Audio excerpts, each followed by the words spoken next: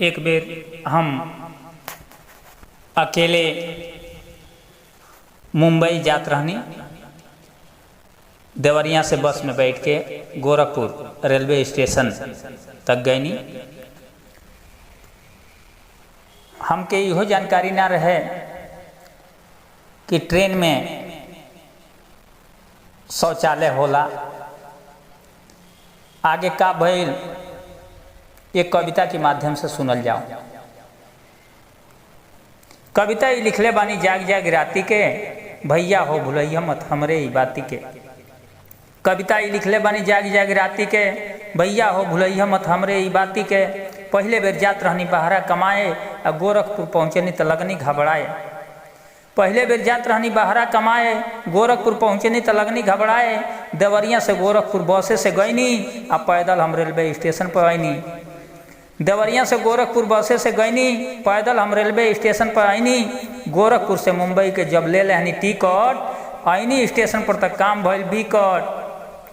कौन बिकट काम भइल कि एगो आदमी से पूछनी कि शौचालय किधर है, तो हाथ से संकेत करके बोला उधर है।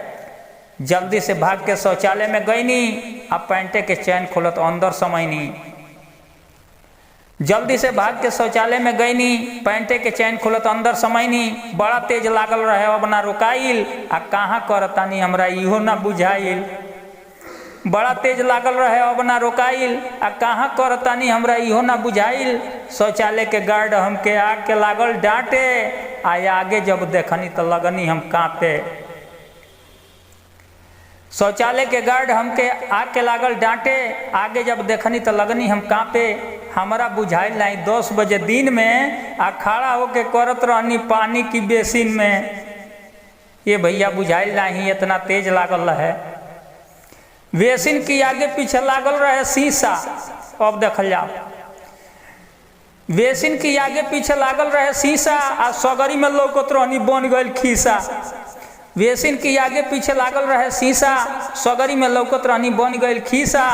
आ गार्ड हमसे 100 रुपया दंड लागल मांगे।